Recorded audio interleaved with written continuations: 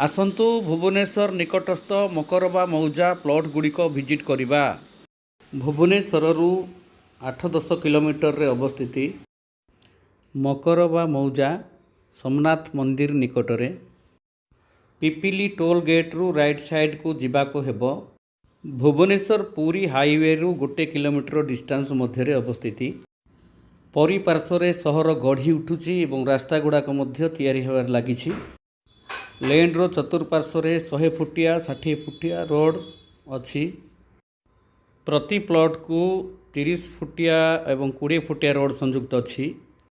वर्तमान सबु प्लॉट गुड़े को नंबरिंग हो सारी। गोटे बहुत बड़ सुकल्पित सोसाइटी बनी जाउछि। एही स्थान रे जड़े इंडिपेंडेंट प्लॉट किनी घरटीए करि पारिबो। इलेक्ट्रिक व्यवस्था पानी व्यवस्था और बाउंड्री वाल मध्य एठी रहिबो। आउ मझिरे 30 फुटिया रोड उभय पार्श्वर मेन रोड सहित कनेक्ट हबो।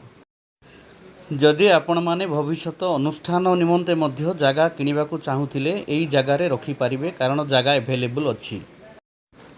किंतु लिमिटेड समय पाई वर्तमान अवेलेबल अछि। चतुर्पार्श्व बहुत सारे सोसाइटी निर्मित होउछि एवं अनेक प्राइवेट घर गुड़ाक मध्य अछि। यह एक जनबहुल सिटी भावरे निर्माण हेबाकु जाउछि।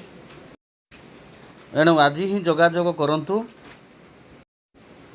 एवं निज पाई एक सुंदर घर बनई शांति रे बसवास करंतु।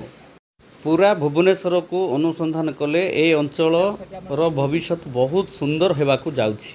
धन्यवाद।